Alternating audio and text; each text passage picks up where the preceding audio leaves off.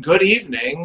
Welcome to tonight's live stream of the NFBC's Rotowire Online Championship. I'm your host, Greg Ambrosius. I'm joined by the Swiss Army knife, Darik Buchar, and FTNFantasy.com's Matthew Davis. Guys, how you doing tonight? Very well. Thanks for having me. Yeah, thanks for doing this. Darik, you okay? You ready? I'm good. Heading back up into the 30s tomorrow here, so I'm excited. Get to walk the dog all day tomorrow. Yeah, it's supposed to be like 0 tonight, though. Yeah, that's what we have today. It's coming your way. Yeah, I know it is. Thanks. I always love that when this shit's coming. I always say, hey, Darik, how's it in Minneapolis? Oh, it's terrible. Wait about 4 more hours. You're going to see this. So here we go. All right. Well, it's February 17th. Hey, believe it or not, 1 month from tonight, St. Patrick's Day, Tom and I will be in New York City, hopefully drinking green beer. Anybody discouraged by today's labor walkout at all or not? Not as much as you. I'm trying to be the. I know I'm trying to be the eternal optimist here. To me, at the end of the day, this all comes down to money. And like you and I are talking off camera here, that you're saying the owners are saying it was a biblical loss in 2020. Whether that's true or not, I don't know. I don't see the books, but if it is, then they need 162 games. They need 262 games. So there's no reason to. I just feel at the end of the day, I feel like we only really need a 25 to 28 day build up. The pitchers are throwing. We know that. Yeah. They need their 4 or 5 starts prior, against other hitters to get going. But I don't think we need more than that. We don't need hitters. The actual hitters playing every third day in spring training like we normally get. 25, 28 days, we get it done. That gives them another 2 weeks, honestly. So I still think we get 162. All right, Matty, you all right with it? Optimism. I'm pounding out a bunch of content at FTN Fantasy, continuously tweaking projections, drafting more than I probably should be, but still drafting. And I'm going to continue on with my process as if we are having opening day on schedule. So if you're not, you could be late to the dance. And if something does occur and we have news, then if I have to pivot my, process towards drafting or my model or whatever, then I will. And but as of right now, I'm planning as if we are playing on opening day. Yeah, and kudos to all of our NFBC guys. I mean, we just keep filling up stuff like crazy. We just filled up a 30-minute 150 Draft Champions League tonight. That'll start in the next 30 minutes. Guys are crazy. All right, everybody, here's what we got tonight. We have a 12-team, 30-round Rotowire Online Championship draft. Right there's the draft board. You'll see everything. They're taking on Matty. Anybody that finishes ahead of him in the league standings wins a subscription to FTNFantasy.com. So these are a lot of fun. Matty's drafting in the 9th spot. Again, 12 teams, 30 rounds. There's weekly fab in this format. $150,000 grand prize. The league prize is $1,400. Matty, you've done a few of these already, haven't you? Yeah. I'm excited for this one. It's a fast draft. My 12s have been pretty much slow from this point on. This is my first OC. Oh, okay. This is my first OC of the season. But I do have a plan intact, and I'm really, really excited. It's always exciting when you do your first online championship of the year. I'm eager to get to it. But before we start, though, I will say, I think that the most optimal combination, it won't happen, but according to ADP, Cole's max is at 11 and Robert's is at 17. If you could get Cole and Robert, I think that would be just absolutely beautiful, but unlikely to happen. All right, here's how it usually starts out. Turner and Tatis. This time it's Tatis and Turner. And then Jose Ramirez going third. He has been going third. Tom just tweeted out that in our auction championship league tonight, he went for $51. Ramirez for $51. Yeah, you can read lips on Matty there going, wow, right? What do you think, Darik? I mean, at least the NFBC owners are paying the players what they deserve, right? Overpay, but again, auctions are so. That was a question to you, Darik. Guys come out and guys. Yeah, right. That's a little bit rich for my blood. No, I mean, come on, get these guys. Yeah, get your guys in auctions, no matter what. So if you're a Ramirez guy, yep. Was that who took him? Gruber would pay that price? I don't know. I just know that Gruber walks around with all of his Cleveland gear on. So. Well, I would think Dave McDonald, if he was in there, would probably pay 51, right? Yeah, he likes them too. Yeah. Okay. Join us on the chat if you want. We want all snarky comments. So I don't know if do you have it on your screen there. It's in the upper right, I think, where it says chat. But I'm not sure. I got the admin right here. But if you can chat, chat here, and I'll post it on the screen here. Everybody can read it. So here we go. There it is. Yeah, there you go. See, just like that. Okay. So there we go. All right, so right now we got Ohtani goes 4. Now we see Ohtani go in the top 3 in the cut line championship because it's best ball. In this format here, you have to decide if you want to use them at UT or pitcher each week. So that's a little bit higher than we've seen in the OC, right, Darik? Yeah, that's the highest I've seen. He may have gone, 3rd or something, but usually we see him falling around 12. Again, because you have to make the choice a little bit different in the cut line. I mean, it's fine. I mean, most of the time, I think you're spotting him as a hitter. I mean, unless he gets some 2-start weeks, then if you get enough bats, you can certainly make the change and hope he gets a 2-start week and does some nice stuff for you there. But it's fine. I'm not going to complain about it. He's not losing his draft from taking Ohtani there for sure. Right. So we do see the first 6 usually go off. We did see Cole go 7 there, like you said, Matty. Guerrero goes 8, and then 9 to you, Matt. Talk about that. I mean, I like him right now. We've seen him go 7, I think, last week in the online championship. 9. How about building around him? Yeah, I think it's pretty easy. I think he could be one of the first round with an ADP in the first round to be able to be a riser at this point. If we get video, I know we've been seeing the laser show, but that doesn't do it for most people because they're concerned about what if he doesn't run? Well, he's 24 years old. People had concerns about Adrian Peterson. I talked to Vlad Sedler about this on our recent podcast. And after he tore his ACL in December of 2011, he comes back in 2012, rushes for over 2,000 yards and wins the MVP. As Darik, you would know as a Minnesota Vikings fan. And I think Ronald Acuna is a similar freak of nature, albeit, and he's 24 years old. I think he's young, and he's going to go out there and want to prove anybody wrong. So I'm really comfortable in drafting him at this spot. And if and when you do see videos of him running, he's going to rise. Yeah, definitely. I mean, the videos so far are very, very good. Okay, so really only one pitcher goes in the first 13 picks here right now. Corbin Burns' ADP is right around 8. There he goes at 14. So he was the one that I would suspect was going to go also in the first round with Cole. But so we're going to keep track of the roster builds here too. Baby. That's what we want to do. So there you go, Acuna and Robert, huh? So I like that. I was in a 14-teamer, and I had our 15-team DC, and I had the 14th pick. And I slacked Darik. I said, "What do you think here?" And he's like, "Boy, if you get Acuna and Robert, you are off to the races. You got speed and power. You feel good about that, right? You got the speed and power right away." I do, and I think I think he's coming in at somewhat of a little bit of a discount due to the fact that we haven't seen a large sample size of him. But I think that the sample size that's most important is that Tony La Russa put him in at the 2-hole in the playoffs. And once Tony's willing to do that to a young player like Robert, it sticks. And especially in big moments like that, moments that matter. So I think that is something that we are going to see sustain itself. And when that does happen, you are going to get a counting stat monster that is going to help you in batting average and give you a plethora in home runs and stolen bases. Yeah. I mean, Jason asked the question, and this is a good question. If the games get postponed, let's say they don't start till April 15th, of course it makes him a better pick, right?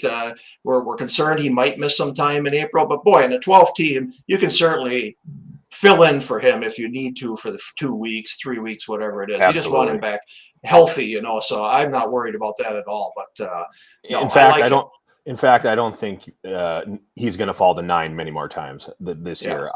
Last night I think he went 7 in the one I was watching, and he's gone even earlier than that in some prior ones. So getting him at 9 in OCs now you're not going to see that going forward much longer. Matty, let me ask, what was your KDS in this one? Did you want to be back there? Because what I'm seeing right now are these 6 hitters, and like you say, Acuna may be moving up into that 7, which isn't bad because then you got Cole and Burns coming down towards the end there on the flip. So what was your KDS in this one? I got to be honest, my process each and every time I'm entering my first time into a draft, I just spread that butter. I go 1 through 12 and I let it do its own self. And then I just play with what I got. And then from there, I'll get a feel of the first draft and then I can start to dabble around. Maybe I'll let it roll again. If like today, I didn't get a draft in the first, top 3 or 4 or 5, whatever. So I'd probably spread it again to see if I can get a chance at the earlier part of the draft. If I do, then the third time around, I'm actually going to flip the whole thing, and I'm going to go 15 through 1 because I want to try the back end of the draft. And then that's going to give me the opportunity to know after 3 of these, where do I really want to eat from? Yeah. We had Vlad on last week, and he had the 11th pick, and he said that was his first KDS because he wanted to try that back end as well. In case you don't know, KDS stands for Kentucky Derby System. What we like to do is let you tell us where you would like to pick. That doesn't mean that's where you're going to pick, but if your KDS was 11 like Vlad's was, and he gets picked out of the hat early, we slot him down to 11. And so then it moves people around. They get kind of what they want, hopefully. I mean, someone's got to be picked last out of the hat, but that's how it goes. Okay, I want to talk about the closers. There you got Hendricks at 22 and Hader at 23. A lot of yellow at the turn there in round 2. Darik, what are we seeing in the online championship? Are we seeing these closers go as quickly as we do in the draft champions, where you can't pick up any closers during the season? Well, you see them around the same pick, so usually around more closer to 29 and 30. So last night, I believe I saw both Hader and Hendricks go off in the third round, middle of the third round, which in a 15-team league puts them right at the end of the first round. So you're seeing them go in pretty much the same spots. People using the same, same numbers. What I will say about the OCs here is I actually like. The more I'm watching these, of course, you like having the number 1 pick. Everyone likes having the number 1 or 2 pick. But I really think that up front is nice because I think when I'm watching all these DCs and just looking at draft boards, those last 3 or 4 picks in a 15-teamer get harder. I think it goes up to about 25, 26, maybe 27 guys, and then I feel like I'd have a hard time picking. So if you're 1, 2, or 3 in a 12-team league, you got 27th pick is the third pick around 3. So I would love being if I. Again, like Matty, I would spread around too, but having a top 3 pick here is kind of nice. Yeah, definitely. All right, we see Sal Perez going at 27, pretty high for a catcher, but we have been seeing him go in the third round in the DCs and in the OCs. It's nice to lock up the best catcher, obviously, but third round is high for a catcher. There's no doubt about it. So, did you guys see my tweet about him earlier today? No, I did not. I was asking what his NFBC ADP, or I'm sorry, what Johnny Bench's NFBC ADP would have been in the NFBC with 2 catchers. It's interesting. And then Rob Silver wanted to chime in and say that Mike Piazza would have certainly outsmashed Johnny Bench. So, well, Piazza was very high back in the day. I mean, heck, those batting averages. I think he was end of the first round, early second round. Definitely remember that. Yeah, you had mentioned, I saw that tweet. You said something about Bench actually stole bases. I didn't realize that. What did he steal? I think the most he had 1 or 2 double-digit seasons. I want to say, yeah, and then at least and then the seasons that he wasn't stealing as much, there was 4, 5, 6, sprinkled in the other years. It was interesting. I would not have guessed that from Johnny Bench. I remember the big red machine back in the 70s for sure. It seemed like he had bad knees all the time from all the catching that he did. But well, that's maybe why. Yeah, sliding instead of blocking the plates. But yeah, it was a little tougher to block the plate back then. He could run you right over. All right, Aaron Nola here. Talk about your thought process there.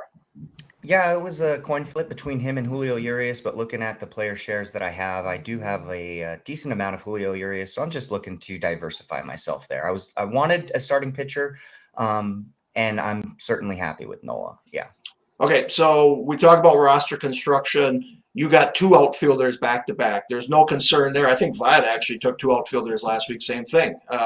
You're not concerned about that, right? We're not worried about position scarcity at this point in a 12-teamer, right? No, not yet. I probably won't look to jam my third in anytime soon. But at this point, I'm more than comfortable starting with 2 back to back. Yeah. Darik, your thoughts on that? Yeah, same. I'm not worried. He got 2 guys that are going to be 5 category guys, so you're not worried about it. But yeah, also I've seen even watching last night, the outfielder depth it's still pretty darn deep. Even there's certain guys I like, so that's why I think they're going too late. So I think it's deeper than maybe other people do. But there's no need to panic at all. I mean, you can. I mean, I looked at a couple of rosters last night where guys went 5 pitchers out of the first 7, 8 picks and were able to grab nice values late. So again, the 12 teams so much more shallow than the 15 teamers that a lot of people are used to. So yeah, no problem taking those 2 outfielders like that. No. Yeah, I remember back in the early days in FBC. NFBC when Sean Childs was a Hall of Famer. I mean, he still is, but when he really was a Hall of Famer, his idea was 75-75, right? That's what he wanted. 75 homers, 75 stolen bases from his first 3 hitters. And it usually was your first 3 picks. That's not the case anymore. Very, very hard to get 75-75 anymore.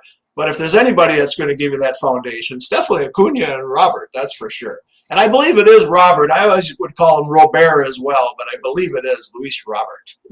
But I could be wrong too. So I think Vlad just tried to, or did correct me on our latest podcast, saying that he has come out and said that it is Robert. It is Robert. Because I was calling him Robert as well. Great. Well, what the hell does Vlad know? I'm going to call him on this right now, okay? I'm in a bit of a conundrum. Robert. I mean, hey, how do you pronounce Darik's last name? I always called it Buchar, like a French name, right? To be honest with you, I used to say Darik Buchar. Yeah, I mean, it all depends That's on what where I thought it was. It all depends on where I was playing hockey that week. You know, again, in Canada, it was Boucher or Bouchard. Yeah. You know, where I'm from, it's Butcher. You know, farther south, it could have been Buchar or whatever. So all depends on where I was playing that week. I think Bouchard. Bouchard's sexier, though, don't you think? Bouchard's sexier? Yeah, sure. Oh, that's why you're called Butcher. That's why you're called Butcher. That's why. A friend of the show, Yancey Eaton, was saying that he talks to you a lot on Twitter, Derek. And he was asking me, he's like, you've hung out with Derek? I said, oh, yeah, we hang out in Vegas, you know, when we're drafting, whatever, have a beer or two. And he's asking me what you look like. And my best like picture to paint to him, I said, you look like BJ Penn's older brother. I know who BJ Penn is. I don't know who his older brother is. So I don't know if he has an older brother. I was just saying, like, you look like you could be a sibling. So, gotcha. I'm older than BJ Penn. Now I gotcha. There we go. No. Not like you're older. Like just like to try and like, you know, paint a picture. I was like, and he's like, really? I wouldn't have thought that. I would go. How about Mike Tyson's Punch Out? How about Bald Bull? Huh? That would be pretty good. You're pretty stocky, right? That's pretty good. I don't know if I'm quite as good a boxer as Bald Bull. He's not as white either. Not as pale. Yeah. I would say he's tough to beat. You know how to beat Bald Bull, don't you? You hit him right in the navel. That's how you beat him. I mean, yeah. That is. I think we've gone off track here. So you went back-to-back pitchers here, right? Nola and Giolito. Talk about it. Okay, so I was going to target a closer, but Giolito was there, and I have a specific range that I'm willing to. There's some wiggle room I have with the closer run that we're going to see, and how crazy the inflation is, or what people think the inflation, or how crazy it is. But with Giolito there, I was pretty eager to pair him with Nola. Now you guys are going to see not something as crazy as you saw on the cut line that I did, obviously because this is a different format, but you might see me peel back from that starting pitcher position for quite a while now. We'll see. Unless somebody falls to me that I'm really, really high on. All right. Well, get some. It's in my range too, where kind of the second tier guys are gone. Like I said last week with Vlad, where I'll let these next 3 rounds. I'm probably almost assuredly going hitters, maybe a closer, but assuredly trying to get hitters that I think are going to jump into the next couple of rounds. There's one of the guys that I would have taken anywhere in this round. Just went Byron Buxton. So I agree with Matty. Like my tier is kind of I can wait because I think a bunch of the next guys that go aren't any better, and probably I actually like some of the guys that are going around 8 and 9 better than some of the guys that are going around 5, 6, and 7 here. Buxton at 49, he's actually rising. I think his ADP is at around 54. I mean, early in the year, he was going into 80s. Not seeing him on the field, not hearing about any injuries, he just keeps rising and rising. Well, he's an enamoring player, and that's the thing about players like him. And now, somebody coming off an injury like Acuna, once you get video of somebody like that, where people they draw their attention to him, he's going to rise, right? If you see any positivity about him, he's going up, baby. The balloon's rising. Yeah, no doubt about it. Let me ask you about closers real quickly. In a 12-teamer, there's half of the field's going to have 3, and the other half's going to have 2. How do you go after that? And that's easier said than done because half of the closers are going to be replaced by other people that you're going to pick up in fab anyways. But do you ever think, like, I want to leave this draft with 3 closers or not? I don't think like that, but I will have a reliever at some point that I'm going to have stashed on my reserves as a spec option. I will leave this draft with 2 closers. Right. And with that, I will store 1 more in mind just for ratios, bad starting pitching weeks. But this is a 12 team, not a 15 team. So you do trim so much more fat. There's so much more churning and burning that reliever that I might draft today come the first fab process, there could be another guy that I'd want to store. Or there could be a guy that's now named the closer that nobody drafted in this because it is a 12-team draft. And right.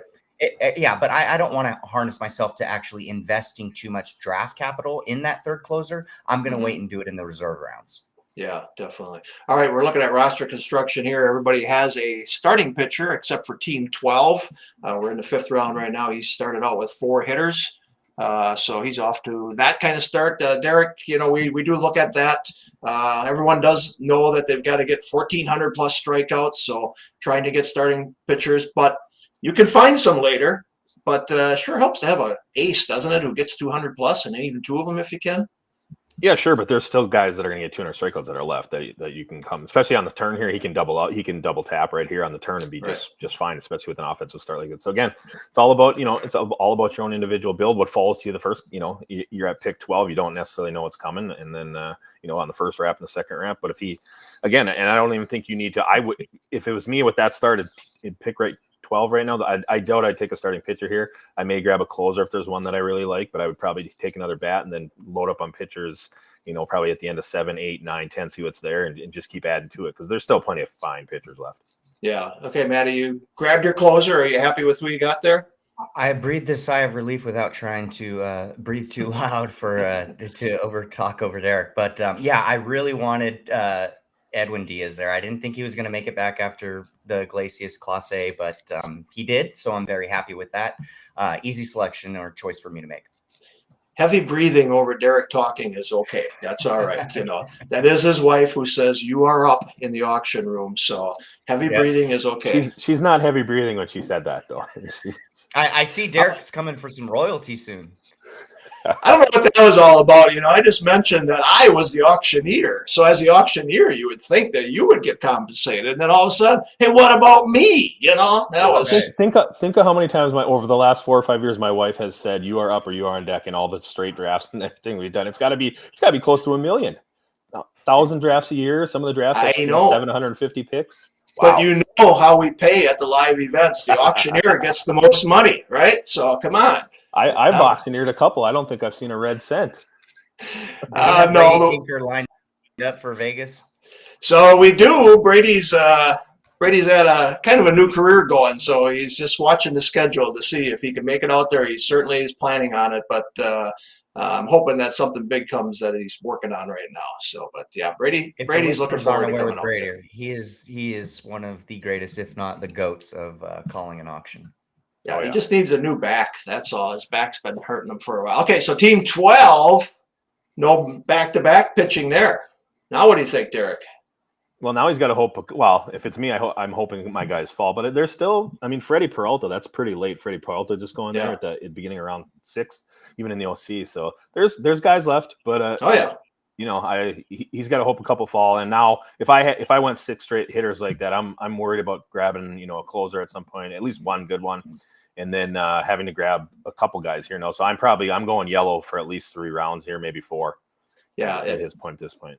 So he's got Albie, Semien, and Lois. Semien qualify at shortstop as well? Yeah. Yeah. So he's got his middle infield taken care of. He's got his corner infield taken care of. Okay.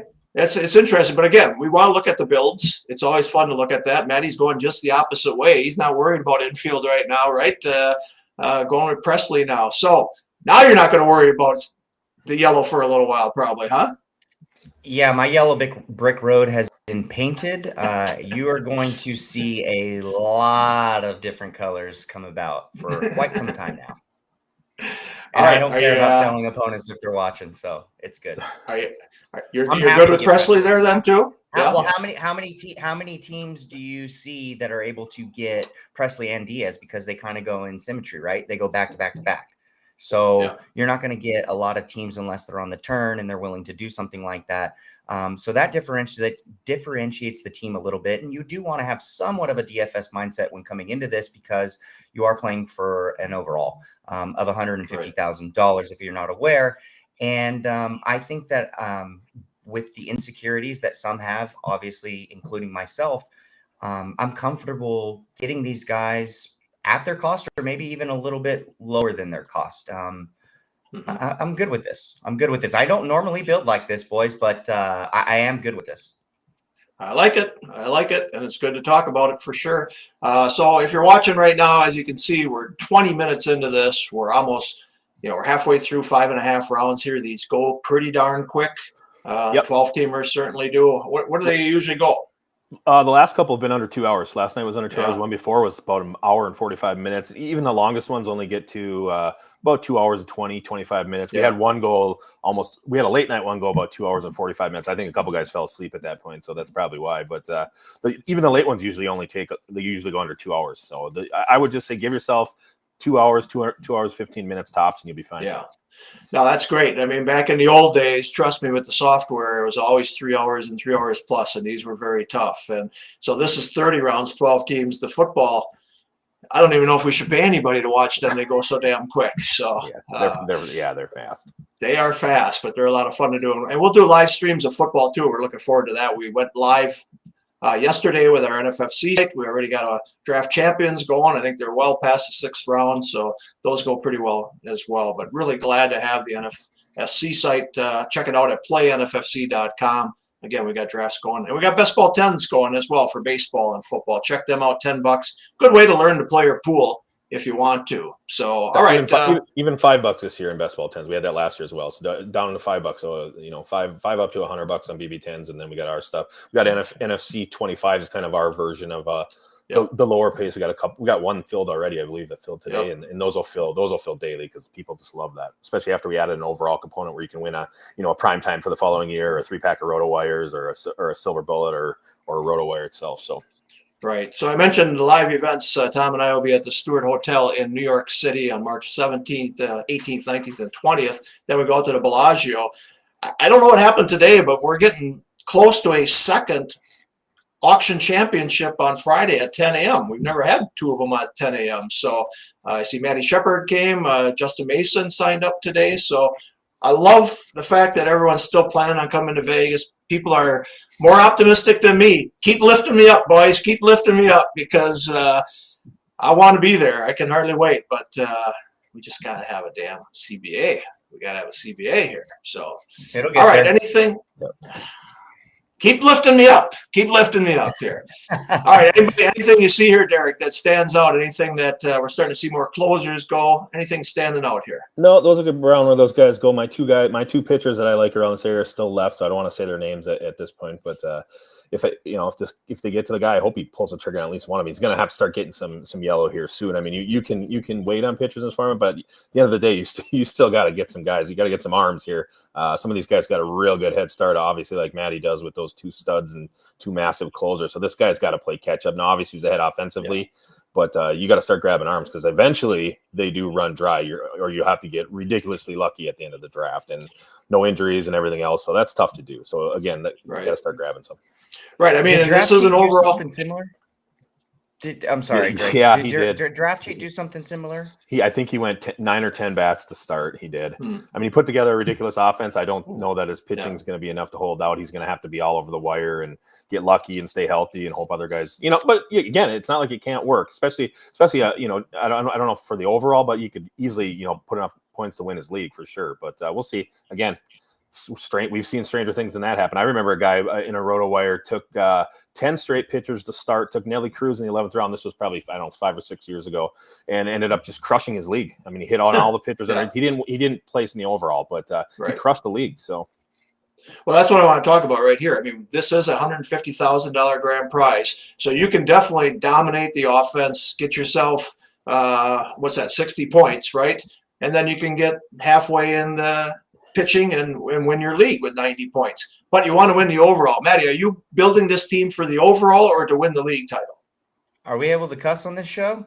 Absolutely. I'm surprised I haven't yet. Well, fuck yeah, I'm fucking building for the overall here, Greg. Absolutely. Look at this batting average I got going. I'm loving it, baby. That's ridiculous. Wander Franco lasted that long. I'm sorry. That's a new max over the last 2 weeks. For sure it is. That's ridiculous. Yeah. Yeah, and the last time I got him was in the podcast, DC, and I got him in the 6th round of a 15 team. So I don't know. He's coming to me. I'm not going to him. Yeah. It is what it is. Yeah, but I mean, I do want to point out, you're building for the overall. You want to win the 150,000. So, and Team 12 certainly could be going for the overall. I'm just saying, we've seen people go 9 in a row of pitching or 9 in a row of hitting, and they dominate their league, or win their league title, which is great. That's $1,400.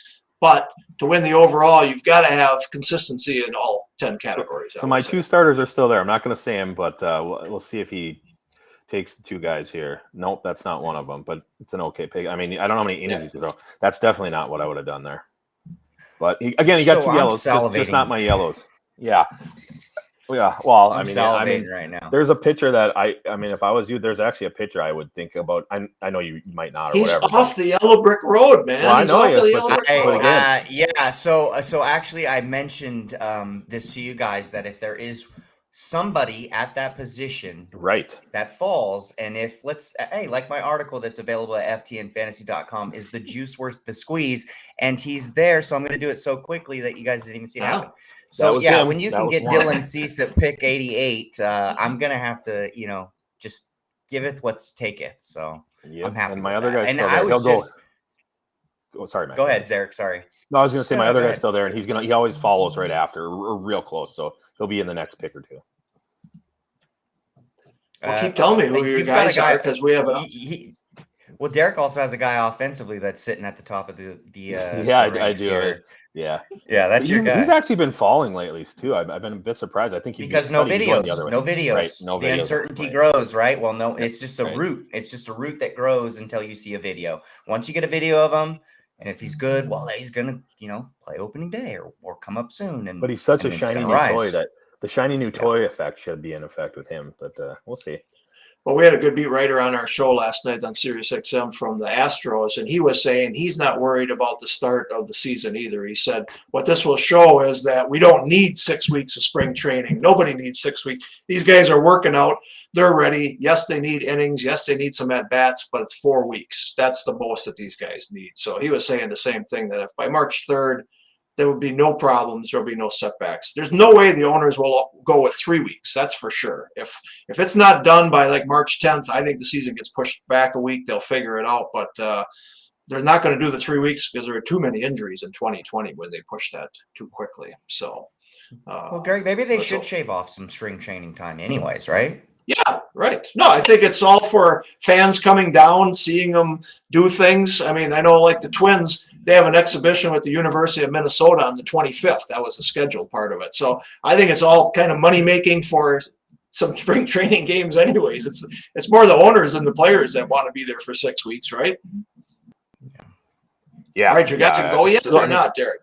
Yeah, so Trevor Rogers and Bobby Witt back-to-back. Trevor Rogers was the other pitcher I was talking about, along with Dylan Cease, are 2 guys that I would have double-tapped at position 12 there, and then Matt and I were also talking about Bobby Witt, the shiny new toy. But he's actually been falling, and he started going the first OCs we were doing round 5 and 6, and he keeps falling. So, man, I wish I could get into these. Well, there is a way to get into them. We just got to fire you. That's all. I try every week to get fired. Like tomorrow, you should see. I'll do 3 or 4 things you should fire me for. Nope. I'll get you fired when we're in Vegas, Derek. I'll get you fired when we're in Vegas. God, and you were so close last week to getting fired. You just don't realize it either. Man, you were close. I needed one more thing. Just one Keep more it thing. up. Keep it up. All right. Looking good here. Yeah, what's the deal? So with Witt, I mean, they're not going to keep him in the minors, right? I mean, there's no positive to it. And I think whatever agreement we have, we're not going to have that Super 2 where they hold him off for a while, right? I mean, shouldn't he start in the majors? I don't think so. Not? I don't even care. I think he should. He would have been their best hitter. He'd have been their best. I'm sorry, what? Yeah, I said get on your soapbox. Go ahead. Oh, I just think like he would have been their best hitter last year, but maybe with the exception of Sal Perez with the Bullet, I think. So it's like, he's showing off in Double-A, then at Omaha. It's like, get him up in the big leagues. I mean, buy out his last year they could have bought out his RBers. You know what I mean? He would have signed a nice contract like all these young guys do, and get him up and showcase him. I mean, my God, let's go. I mean, Nicky Lopez is a nice player, but come on. Yeah. No, I mean, he could have played last year, but they're trying to retain his services for another year. That's why I'm saying. But like, Yeah, I don't see that happening this year because I think they're going to get rid of that Super Tour. They got to be down in the minors until May. And even if they had the same type of thing, if he came with the Chris Bryant thing, the 2 or 3 weeks, whatever it was, to me it doesn't change his draft position. I can fill in for him for 2 or 3 weeks, no problem. And then I want the batting average could be tough in year one, but I think that the ceiling with the home runs and the stolen bases, to me at middle infield like that, and he may and you know what, he may gain another position. There's talk he might play some third base or some outfield too. So who knows? You may get a multi-position guy, a couple months into the season. Yep, definitely. All right, into round 9 already here. So just looking at a couple of guys. We talked about Bregman last night on our show with this guy. He felt he was going to bounce back, but we may not see the 2019 Bregman again, he said. But looking at him right there,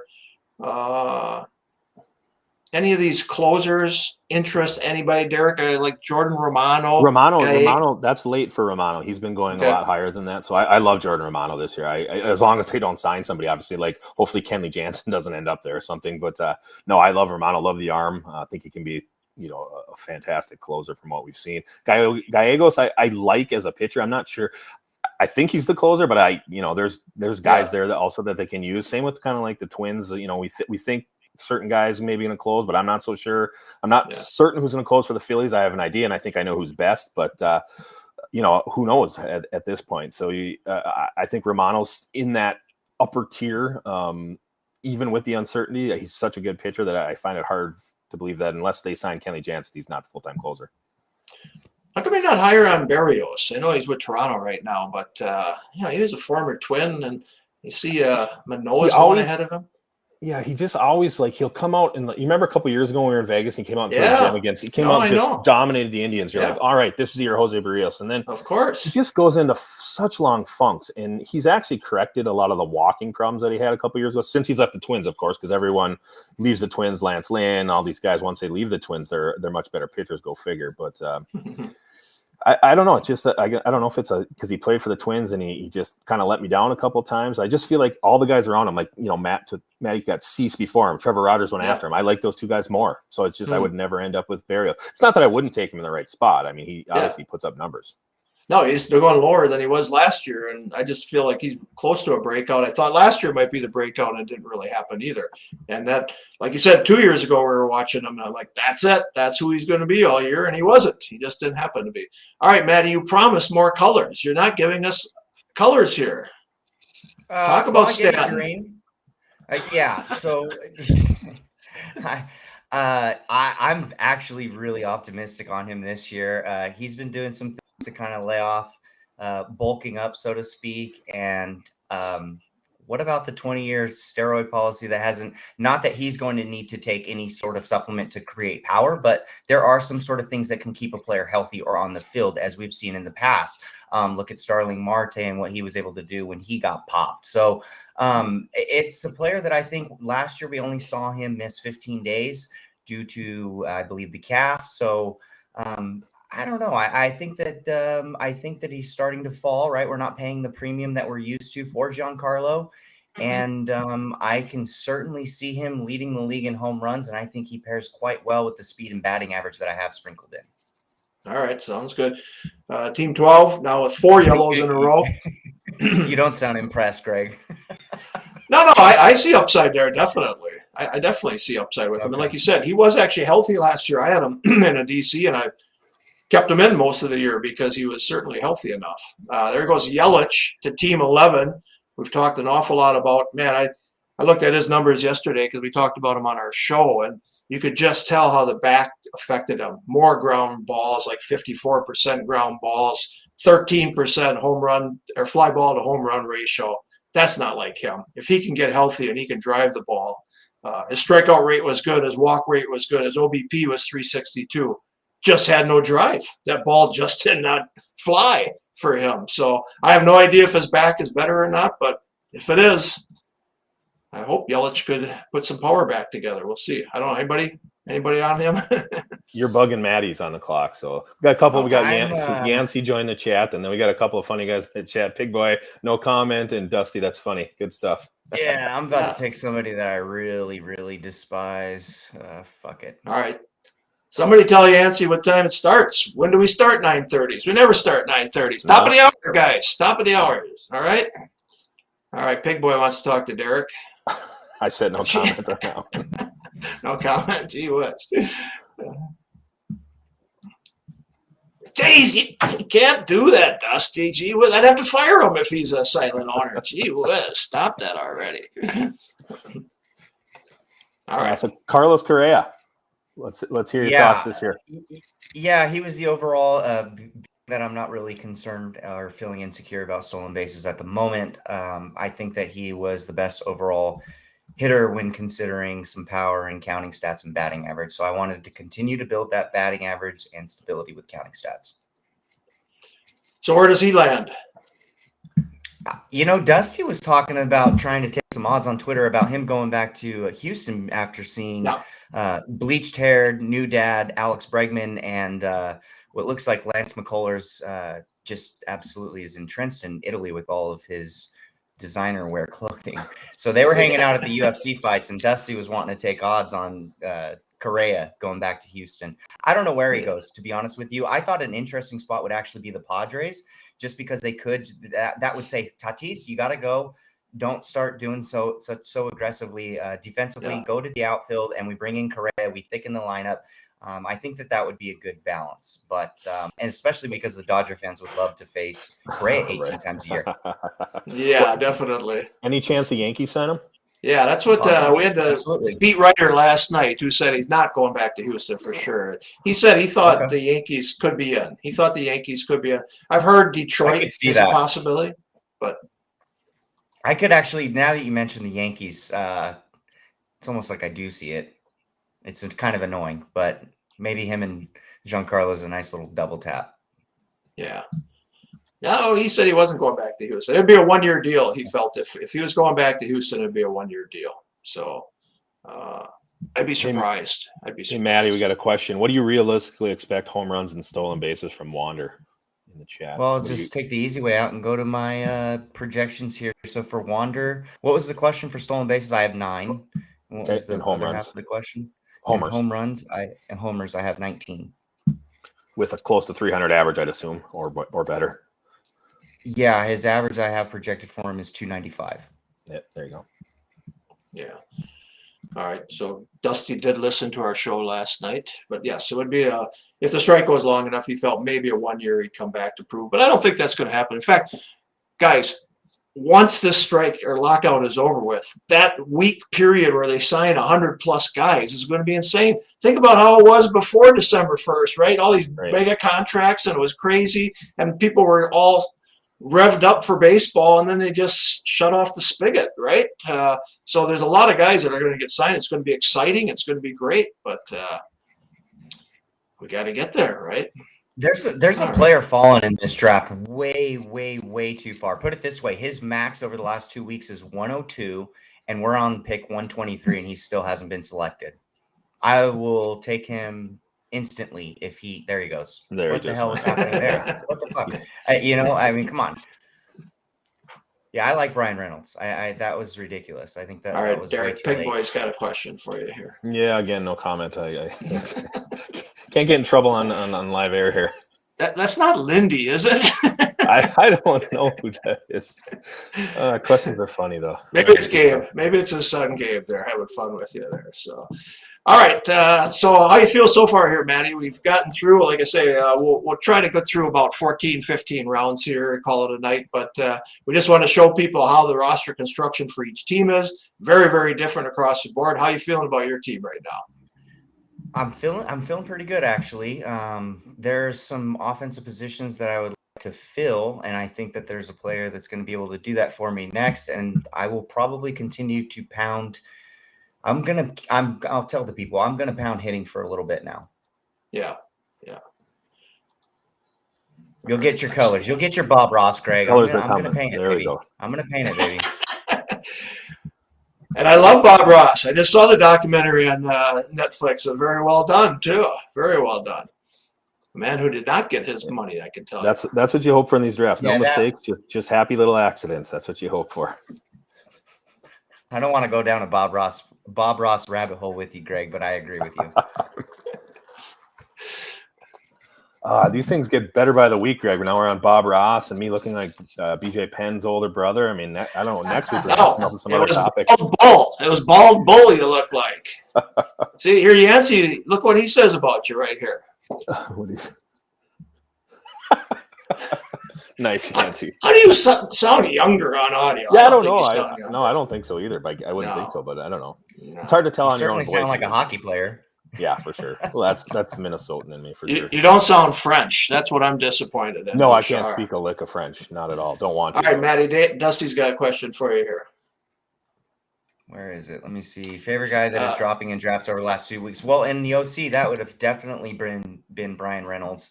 Vlad and I were talking about a guy that's I'm not necessarily like looking to draft him, but I've noticed that Dylan Carlson has significantly been dipping in the 15-team DCs.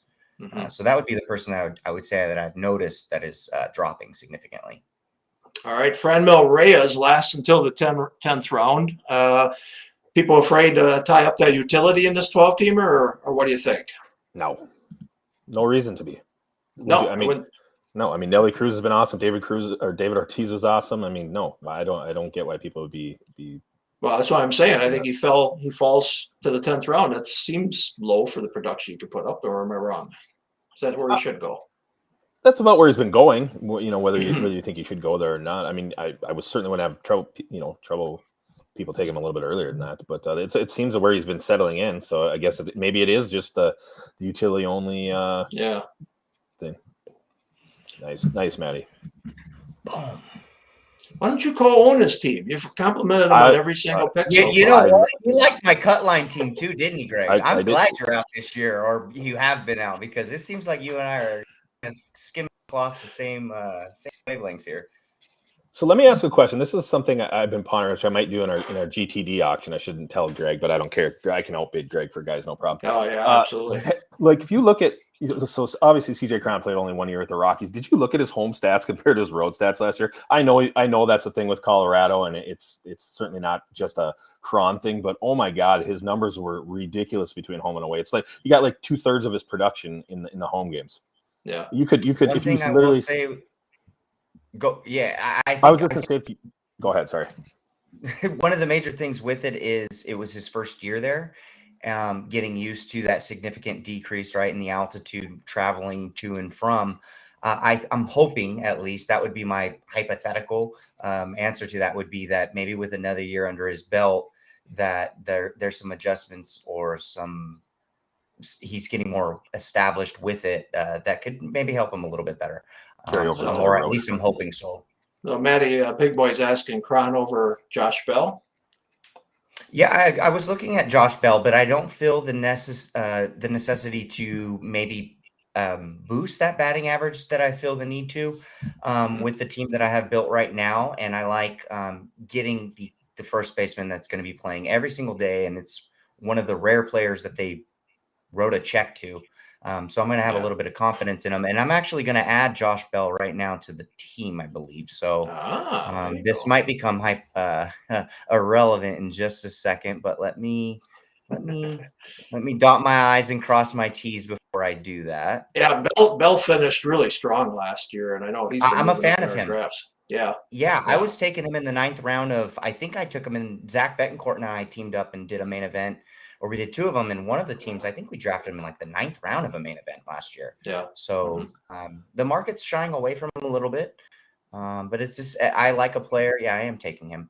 I like a player that is coming into his second team, similar to Crone, a player coming into his second year on the same team, getting familiar with the clubhouse, getting familiar with the opposing pitching in that new division, et cetera, the ballpark, living in the city, all of that. I think that it eventually it gels well for those players. And these are good hitters. This is by far my favorite area to target first base, and we actually had Rhys Hoskins go a couple rounds earlier. I love him. He's usually right around Cron and Bell, and there's one more first baseman who everyone knows that I love too that's still out there. But that's where I'm going to be trying to grab my first baseman this year down here. I mean, if you miss out on Freddie Freeman, and I just think there's too many other hitters up around the Freeman area in an OC, might be a little bit different story in a cut line. But boy, there's some nice hitting first baseman down here. So, Matty, we got one more for you. Which version of Aaron Nola do we get this year? Well, I drafted him in the 3rd round, I believe, at his current min over the last 2 weeks. So Aaron Nola's current min over the last 2 weeks in OCs is 33. That is exactly where I took him. So I guess I jumped him a little bit there, but I've talked to some sharp people that are saying that it's a coin flip between him and Zach Wheeler this year. Do with that what you want, but I'm in somewhat of an agreement there, and there is a discount on him after a couple of seasons. And I like what Philadelphia is doing. I think once they add a bat or two and another starting pitcher to that rotation, maybe even 2, they're going to spend some money when this thing opens up, Greg. Yeah, I know that you're pessimistic, but the Phillies are going to make some serious noise. They are. Yeah. And I like this team. I actually, when things do open up, if there were to be some sort of, the World Series, the odds to win, I would like to put some on the Phillies. Yeah. I think they're going to do something.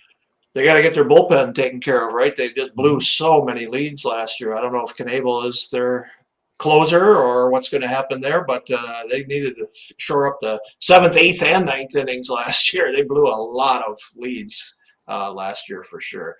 And Matty, let me ask, are there tools on ftnfantasy.com that people can use, projections, software, to be successful in these drafts? Go for it. Yeah, absolutely. Thank you, Greg. I appreciate it. Yeah, so myself, Vlad Sedler, Chris Meany, Brock Miller, Matt Cufferly, we're continuously producing season-long fantasy baseball content at the moment. I think that we're putting out at least 2 articles a day, and they're pretty lengthy. And there's a lot of thought that goes into each and every one of them. I do have my projections available. There's my projections have actually been formulated to create their own NFBC cut line formula for anybody that's playing in the NFBC cut line, which is $175 10-team league, and that has a $75,000 overall prize that you guys are giving out. And I think it's really unique, and it does show you a different way to build those teams if you believe in it, at least. I think you saw Vlad's second cut line draft be significantly different than the first cut line draft that he did with you guys. And he was doing that off of those projections and that formula, which is available at ftnfantasy.com. And of course, right, I can't leave without plugging, once the season does begin, which it will, Greg, Vlad's weekly fab article will be available over there, which is pretty ample. It's something that it's a necessity, let's say, when you're playing in season-long fantasy baseball. So yeah, definitely go over there and check us out if you have not already. I would greatly appreciate it. And we also have a podcast. Vlad and I are doing a weekly pod each and every week. And if I may, I think Vlad might get mad at me, but we do have a special guest coming on again in a couple of weeks, and that is the up-and-coming new inductee to the NFBC Hall of Fame, John Posma. So we will be having him on as well. Very nice. Very nice. I am also going to be talking to John on Monday. I think he's going to be the next person I'm going to feature on ours as well. John, great Hall of Famer, and looking forward to talking to him as well. 64 NFBC league titles. You got that many, Matt?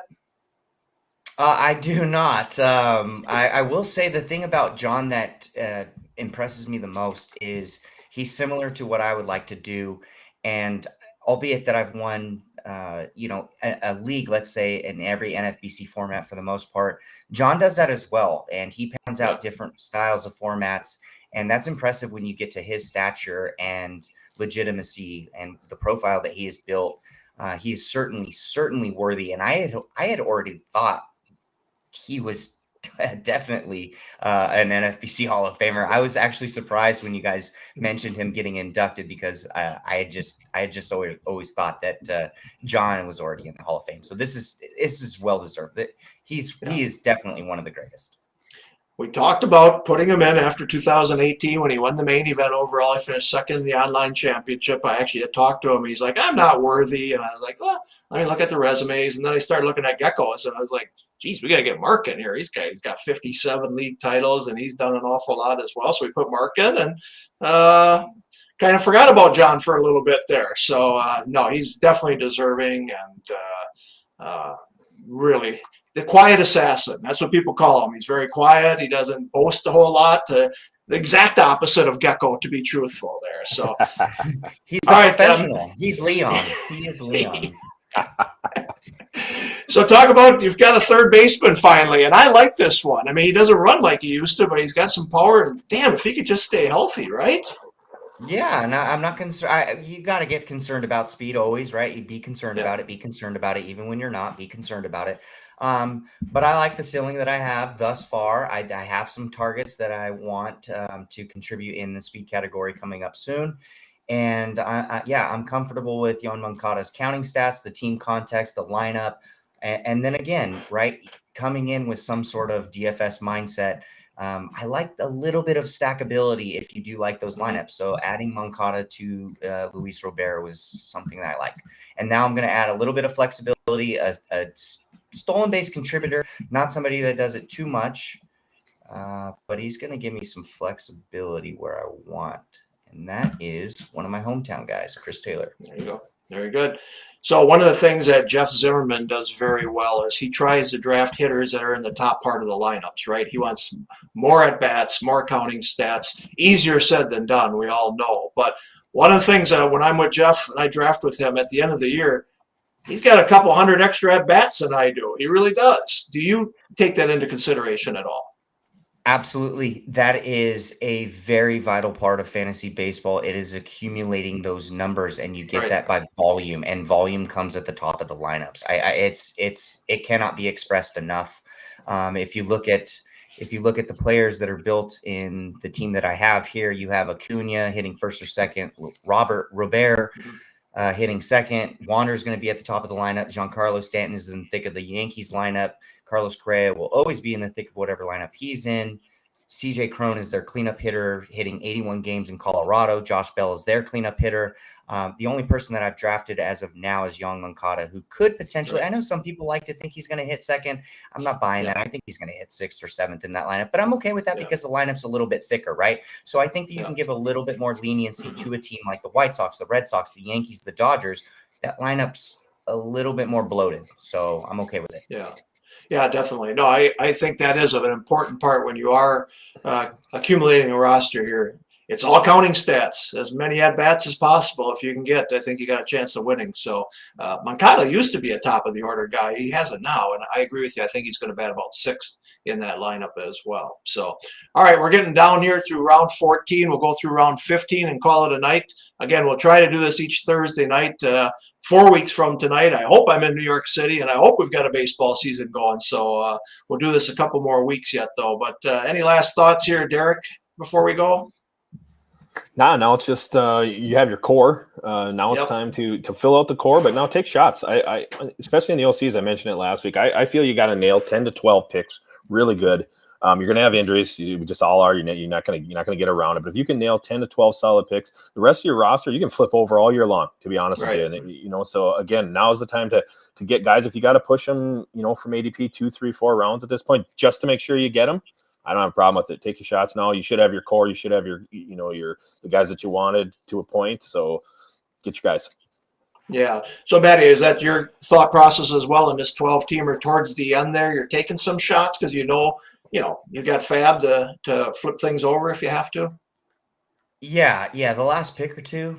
Yeah, shoot, man. Take your shot. Take some upside. Cut that guy if he's not worthy. If some news that's going to come out between now, especially if you're drafting now, right? There's going to be news that trickles. I mean, that's just inevitable. So that you're going to be able to just cut this guy right away when Fab opens up and add somebody else with the information that you have. One of the things I will say is at this, as we're cutting off at round 15, between now and the next 50 to 100 picks, maybe even 100 picks, let's say, I'll be ballsy here. Fuck it. 150 to 250, I would ignore starting pitching.